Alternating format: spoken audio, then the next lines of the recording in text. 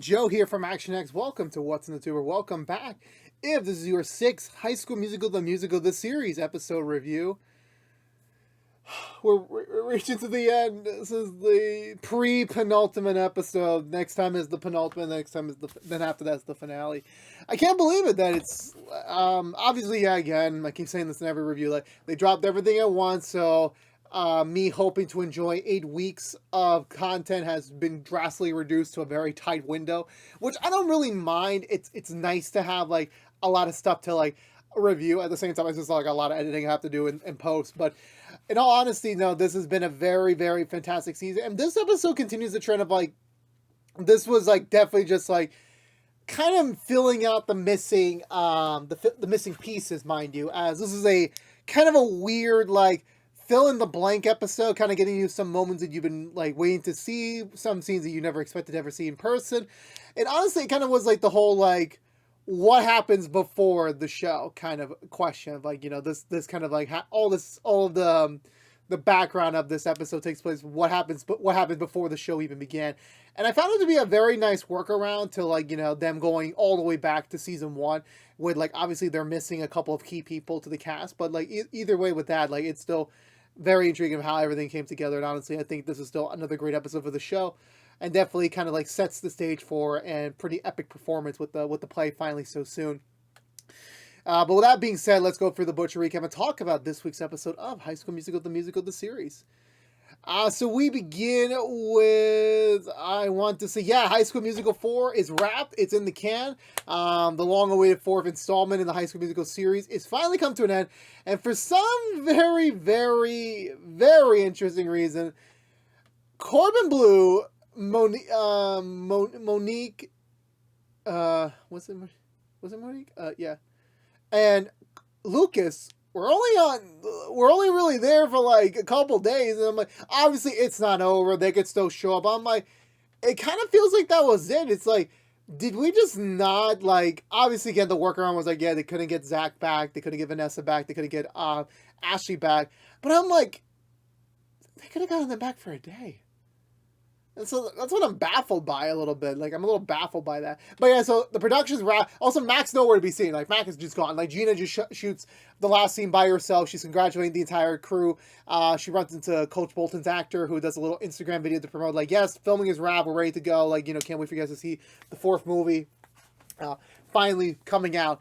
And I, for once, I'm like, yeah, so now they're excited. It's all over. Now, Ricky and Gina are like, yeah, we can now focus all of our efforts to the musical for High School Musical 3. So we're ready to go on that. We're ready to rock and roll. And however, no one gave them the memo. They're like, yeah, the drama department's shut down. The musical's canceled. And basically, they're all out of a job. So no one's told them quite that big of bad news yet. By the time they hit the rehearsal room, where like already Miss Chen, like everything's packed and everything's like basically cleaned out already. Which it is. So, yeah, so everything's closing up shop. Also, Miss Jen has lost her job because the drama department means that there is no more, there's no income for her anymore, so she's done as a teacher there. And also at the same time, she's writing, you know, goodbye cards to everyone in the cast, just saying goodbye, and like, you know, obviously running into Ricky and Gina, who have yet to hear the news. Is like, it's kind of painful to hear. And then once everyone, you know, starts getting assembled into the room, and then they start hearing it, yeah, like, it's over. Like, you guys missed the last rehearsals. Like, you missed half the rehearsals because of the movie, and then other of your own personal issues, and, you know, this time was it. Like, we can't pull off the show. And everyone was like, why weren't we notified this earlier? And then Emmy comes out saying, I texted you all to let you guys know that, hey, the show's getting canceled if you guys don't show up to rehearsal. And they're like, no, you didn't. You just sent a bunch of symbols. It's like, it's an encrypted message. I'm like, brah. Where did Emmy come from? Like, it just seemed like Emmy came from, like, being a background character last season, like, just being, like, in the weird forefront, in my opinion. I don't know how else to explain it, but, yeah, everyone's baffled. Everyone's like, yeah, this is it. The principal came through, canceled the show, took away the funding, and, apparently they gave it all to the robotics club, so they have money now, too. So I'm like, yeah, that's basically it. That's the end of the show. And everyone's obviously giving their excuses of like, yeah, well, I was in college, and they're like, well, I had an existential crisis again, and one was going through a breakup, one was going through a very calm breakup. Even Maddox was noticing, hey, Ashley, you single? It's good to know. Good to know.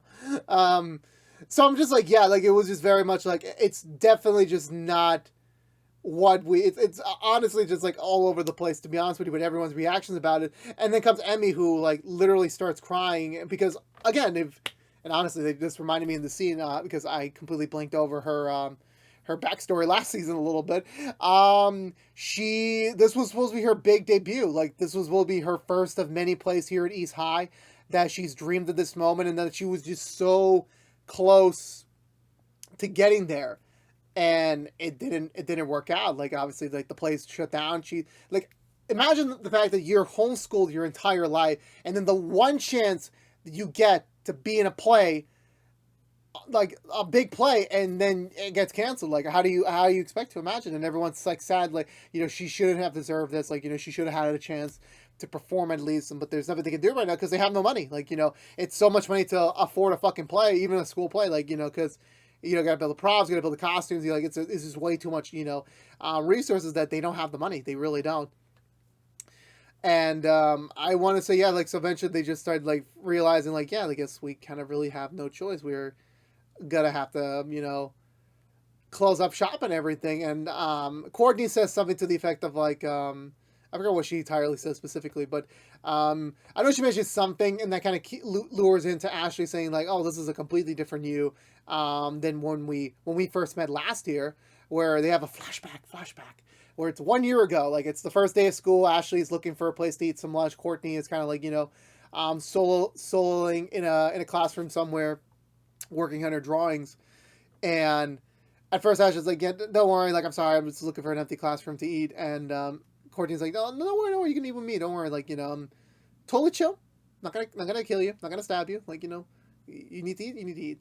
And they start bonding because like Ashley mentions like, oh, I'm EJ's cousin, and like like obviously you don't need to know that, even though like he's not dating your best friend. And they start bonding over Courtney's drawings for the just random sketches she's making for the High School Musical outfits, and even though she's not gonna go for the team position, Ashley does recommend that you should try for the team. Like definitely your designs could be a much more bigger impact for them than they ever realize. And she doesn't really want to. And then for some reason, Ashley just casually mentions like, yeah, EJ and Nene have this plan to be Troy and Gabriella at the play, so they can basically spend the entire semester like working together. And Ashley's like, no, I can't do that. I spent the entire last year third wheeling for Ricky and Nene. I'm not doing it again with EJ and Nene. So, okay, you know what? I'll do it. I'll do the team position, but you have to promise me that you'll audition for the play itself. So, that's the promise that they made in like kind of like the beginning of their friendship. And honestly, like it wasn't something that I really needed, but like honestly, again, like originally when the show premiered, like it was Courtney and Nene, like that was their friendship keeping it going. Then as Courtney got more and more involved with the other Wildcats after Nene left in pieces and then fully, she kind of developed this commodity towards them. And like it was very understandable that like yeah, she felt like yeah, actually that she belonged here. And it's actually pretty sweet to get that, and no one really knew about that. Also, for some reason, they mentioned that the teacher, I keep forgetting his name about, like it was apparently part of a boy band, and I was like, this isn't Big Time Rush, we're not getting through that. But yeah, that was kind of like our weird aside, like when they talked about how he met Miss Jen for the first time, when she started at East High, and it was like very cold, very like I don't care, I don't know who you are, I don't believe you even belong here. So guess what? Get the hell out of my classroom, and hopefully I'll never get to see you again. Very brash, very bold. He does apologize to her, like, yeah, I should not have treated you like that. I just was in a different place at the time. I wasn't thinking straight, and definitely that is not the reaction I should have been giving you. So I do apologize. I don't believe we get to that scene yet. So eventually Seb comes into the room. Carlos is like, I can't deal with you right now. You need to leave right now. I cannot, be around you right now. So I was like, I'm sorry. I really, really am. The kiss meant nothing. I'm here. You are the best guy I've ever been in a relationship with. And Carlos says to the effect of like, I'm the only relationship you've ever had. And so it's like, no, there was another. It turns out he was dating, like, if anyone remembers, like, I think her name was Natalie or something. It was the girl from the first two seasons who, like, always did, like, the end of the season, and the end of the premiere, like the whole Wildcat, you ain't seen nothing yet, like, that little thing, like, apparently we needed an origin story for her. Like, so apparently her and Seb were dating before the show even premiered. So I guess either Seb was still in the closet and he was just keeping his straight persona, or like maybe he was bisexual. whatever the case might be, like, he was in a different place at the time, and, at the time he was like, kind of pretty popular. He was on the wrestling team, and now he's decided to go for the musical, and that he and Natalie should join together. One as the as a star, and the other one as a part of the backstage team, which I'm like, interesting. Didn't really know we need that. Also cool, we got a cameo from her, and they even mentioned, yeah, where is she now? And she's like, oh yeah, she transferred to North High to, like, wrangle those kids, which I'm like, kind of weird. But I'm like, you know what? It was probably a budgetary reason. But anyway, so after that, he wants to apologize to him, so he managed to grab one of the songs from High School Musical 4 that was supposed to be for Ryan and his husband, it was their duet during the musical, which I'm just like thinking to myself, how long is High School Musical 4? Because you got the reunion stuff, you got Mac and Gina's, I forgot what Gina's character's name is, like Bailey, Mac and Bailey's characters, their entire scene in the movie, and then of course obviously you have just everything going on with Miss Star. Like, how long is this freaking movie? Like, there's obviously no way. Like, obviously again, like the movie probably on paper is just like whatever it is, but I'm like, Jesus Christ, like, how long is this freaking movie? Like, there's just too much stuff to content. Like, I really hope that they do make a High School Musical 4 just to see how much this actually, really, really work. Actually, that would be pretty interesting to see that. But, anywho, continuing on for my little rant. So they start singing, honestly, again, it's such a great song. It really, really is. Definitely, it's one of those, like, how would that have worked in the context of the actual movie? I really don't know. I can't really speak for that. But just seeing those two, like, actually having, like, a final song together, reconciling, and it's, like, it's so beautiful, so well done. I really do love this song a lot. It's definitely one of those special songs that, like, it's not something you'll probably replay a lot, but it's one of those you really feel for the emotion. You feel for the characters singing it at this moment. So I really do appreciate it. So they get back together. And lastly, Ricky and Gina bring up the moment when they first technically met, not on the show, not the one we see in the show, but they met a previous time before the show, like in the very early episodes, where when Gina first moved to East High, obviously, she had that much more like that Sharpay attitude. The more like she is in it to win it. Whatever she's gonna do, she sets her mind to it. So we get a flashback to when she meets up with Principal Ernie. And he's warning her, hey, look, I got off the phone with your previous principal. She says you were very much of a handful. Your grades, like, were not that great. You skipped a lot of classes. And, yeah, like, I'm very concerned that, you being here is, like, I shouldn't take you in. But at the same time, like, I kind of have no choice. So you need to find somebody you can put your energy to. Otherwise, you're not going to survive here. You really not. I do not want you to burn down this building. Which I'm like, that's a little extreme, Principal Ernie. What happened to you when you were at the factory? Gina's like, so like being like how she was before, just being like a little obnoxious, a little bit, cynical at times. And, she's just like, is playing around a little bit, but like, especially but we see a true shade of her character, like, cause she is just playing an attitude. She's playing a side. This is a defense mechanism she had to prevent people from hurting her or to prevent people from bonding with her. Cause remember, she had to move around a lot, so she can never really make true friends, because when she makes a friend, she's kind of has to leave them, so it's like, it doesn't really make sense for her to, like, stay around, like, be a nice, attractable person to anyone, so, her having to put up that facade was her way of, like, telling people to, like, turn away from me, don't even bother approaching me. After that, she runs outside where she sees Ricky kind of rehearsing the same song Nene wrote to him back in the premiere. And he's asking for, hey, I would like your advice, like, would this be a little too much if I go to her window in the middle of the night and sing her that song? Which I'm like, I forget about season 1, Ricky, how stupid he was, where, like, Ricky, she's in a relationship.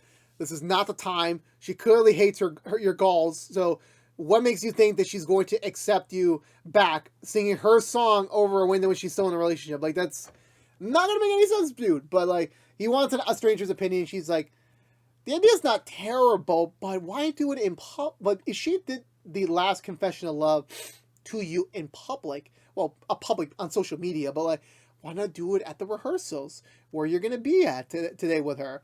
And he's like, nah, it's a little too corny, which I'm like, bro, the whole thing we're going to do was freaking corny. So I'm like, you're not really one to talk to about that, man. You're really not one to talk to about that. So he actually agrees, like, okay, fine, I'll do it at the auditions, which kind of, like, actually leads to did we really need a story of why Ricky had to perform the song at the audition. We didn't really need that, but it's kind of like nice that like this was all pre-destiny of like these two were meant to like push each other, and Gina like seeing the, I guess the vibe that she had with Ricky, that's why she auditioned, which I'm like, that doesn't really make sense because like she had previous dance experience, so I'm like, I'm pretty sure she would have tried it by herself. Again, I understand it was the writer's way of like making it seem like, oh, Ricky and Gina needed each other to like get them where they are now, which I'm like, you don't really need that. Like, you know, again, like the way the show was originally written out, like it wasn't like set out to be Ricky and Gina in the beginning. I mean, maybe it was. We'll never know what the original plans were. Had Olivia Rodrigo never blew up and, you know, had to leave the show. I don't really know like what that idea would have looked like. But at the same time, I'm like, you gotta assume there was a backup plan somewhere, and this was like it all worked out in the end. But like still, like I didn't really know this was the right way to approach it. But like at the same time, it's not something I'm going to complain about really. And Miss Jen is about to wrap up show. It's like, okay, we kind of told everyone's origin story. It's time to go home and like, you know, kind of accept our defeat. And they're like, wait, hold on. We never really understood why you joined East High, which I'm like, I don't think. I mean, yeah, you kind of really needed that explanation too. So apparently, it was the fall. It was the month before the next East High semester was about to start, and she was auditioning for a role on I want to say a Wicked production. I want to say. And this is apparently her 7th callback, which I'm like, you need a 7th callback? Which I'm like, yeah, that probably lines up a little bit. I'm not gonna lie to you. She's like reading her lines again, like trying to audition for the role of Glenda, I want to say, and then she gets a surprise visit from Miss Darbus herself, baby. She's back, Allison Reed, and I'm like, I love Allison Reed so really, really much. I love her a lot. And she's like, oh wait, I don't take selfies with like adults, you know, like, only for kids.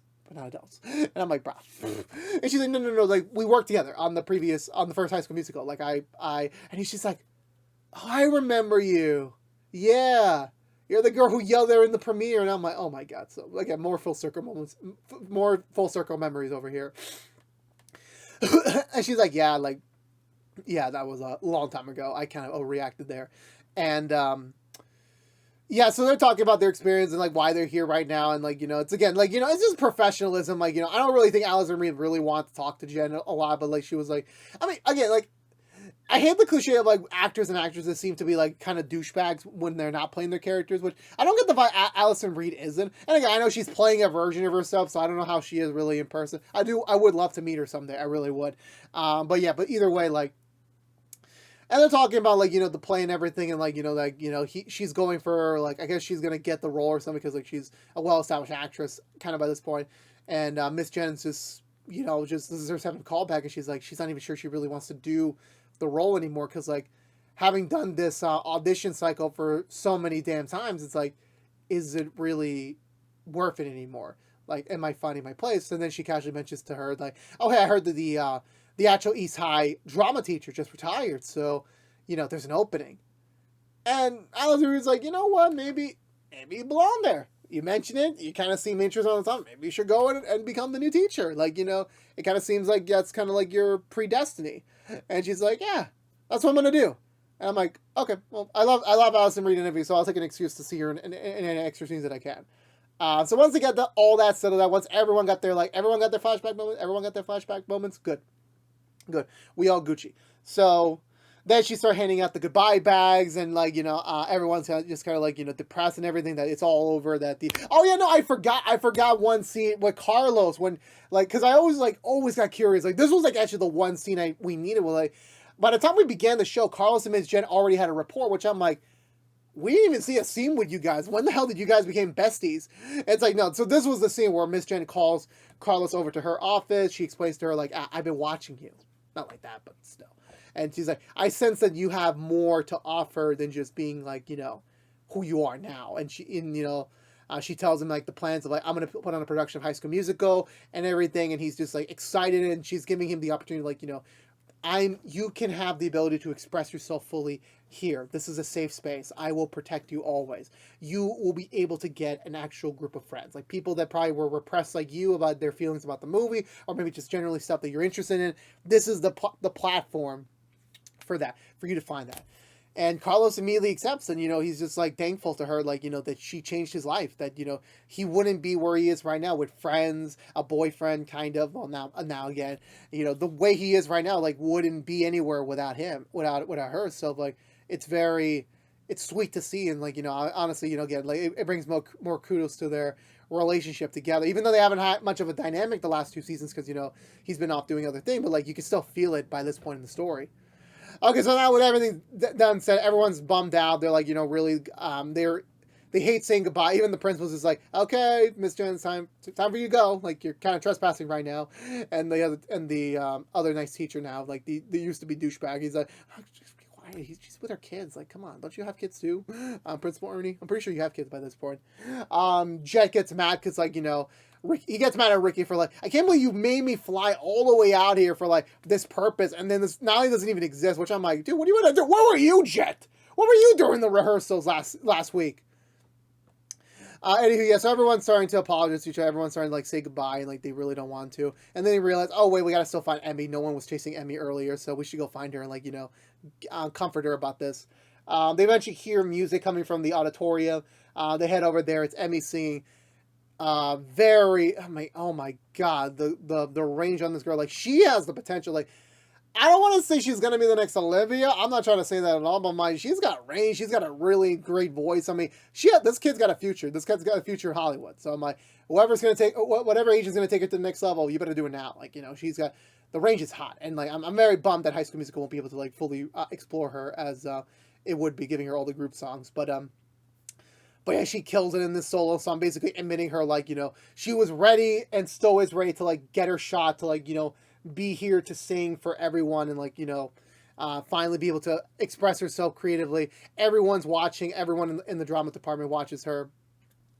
Once she finishes the song, obviously she's a little embarrassed because, like, everyone was watching her, but, like, they're so happy. They're so, like, you deserve more. You're the future. Like, once Ricky leaves, I don't know why I said it like that, but, like, once Ricky's gone, it's like, you are the next generation for this drama department. You are going to carry the next 4 years for this team, which I'm like, I wish we had 4 more years of the show at least, but I'm bleeding right now. And they're like, okay, we got to do something to save the drama club. We got to do something and all, like, but like how? Like, you know, Principal Ernie's not going to give Miss Jen her job back or give the budget back. Like, you know, he's a very freaking strict hard ass, so that ain't going to happen. And then all of a sudden, Coach Bolton's actor and Allison Reed show up, where, Bart Johnson, his name's Bart Johnson. They show up and they're like, hey kids, we've been watching the whole thing from the sidelines, which I'm like, where the hell are y'all come from? Anyway, I'm not really complaining. And again, like, finally to get to see Allison Reed actually interact, well, not really 100%, but like with our Wildcats was like very sentimental, and they're like, yeah, we are the whole thing, and we definitely see, like, we agree with you. This is a department worth saving. Like, you know, there definitely needs to be a future here, and like we decided we're gonna pull in a quarter of our salaries to go fund your department and fund your play. And Ms. Jen's like, how much money is that? And Allison Reed whispers in her ears like, I'm underpaid, which I'm like, that is again that's a really coincidental timing considering how the world is right now. So yeah, the drama department saved. The play's gonna go on. They only have a week left to go, but like, you know, they're gonna make it happen. They're gonna somehow pull off this show. Hopefully without a hitch. Hopefully. I'm pretty sure something's going to go wrong at some point in the story. But, yeah, so the drama department saved. Allison Reed saved the day again. And I guess Miss Jen has to become Miss Darbus now because, well, you could probably see here in the picture, like, yeah, she's going to be Miss Darbus. Is there any rule that like a teacher can perform in the musical itself? I really don't know. But anyway, so, yeah, so that kind of, you know, is c'est la vie. Everyone's happy. Like, you know, they get to pull on one more show together. Ricky and Gina pull each other aside to talk about that. Hey, by the way, you haven't really talked about what you did in college during your college trip. And she's like, yeah, we can talk about it later. Like, we don't have to talk about it now, but like we can definitely talk about it later. And she's like, yeah, cool. Like, maybe we can talk about it, like, tomorrow, day after that, or after opening night. And they admit, like, they don't want to talk about the future just quite yet. They got a lot on their plates right now. But when they are ready to talk about it, they are ready to talk about it. But Ricky is very adamant that, like, he needs to finally figure out what future he needs to have, whether that is something like college or something else. Like, you know, he needs to find that out. Like, eventually he has to finally face off against that. But he gets called over to the that robotics teacher's office, who's also the counselor for the school. Ironically, I wonder if he gets paid 2 salaries. I'm pretty sure he does. Yeah, so Ricky heads over there and he tells everyone that, like, he tells him. So the teacher tells him, sorry, I'm flabbergasted a little bit. The teacher tells him that, yeah, so good news. You've been accepted into Salt Lake College. And he's like, I didn't apply to college. I didn't do it in an application. Like, how'd I get in? He's like, well, Miss Jen and your dad, even me, we all did a little bit of something for you to at least put you in a college so that you have a future post East High. And it's like, cool, this is great. Like, I actually have a future. I have a direction. But he's like, there's a catch.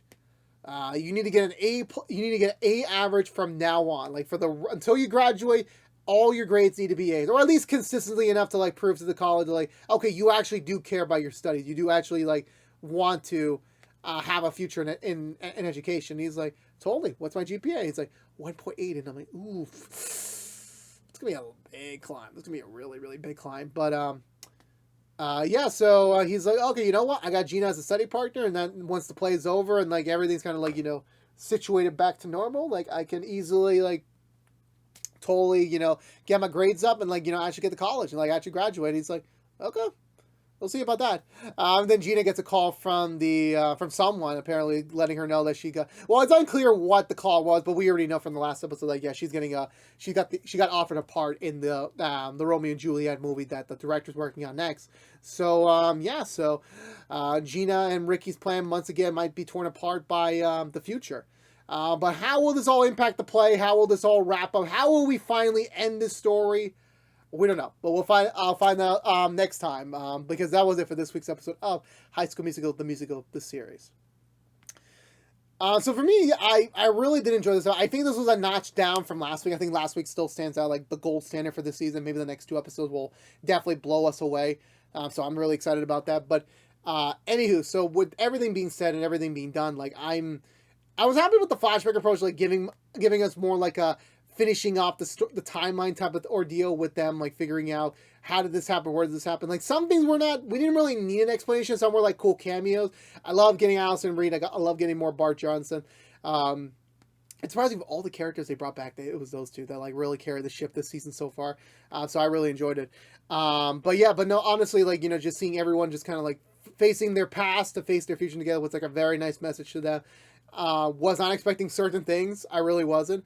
But both songs here were incredible. Like super freaking well done. Like I can't believe how hot and fire the soundtrack is this season. And we've only got 2 more episodes left. So I don't even know like what more they have to cover. Like I assume next up are more High School Musical 3 songs. Like, it has to be. Like we have to end up the ship somehow. So I really cannot wait to see it. I really cannot wait. Sadly in my schedule, I think I'm not going to be able to see it for a while. Maybe, I don't know. We'll see what happens. We will see what happens. But for now, I'm going to give this episode 2 thumbs up. I enjoyed it so much.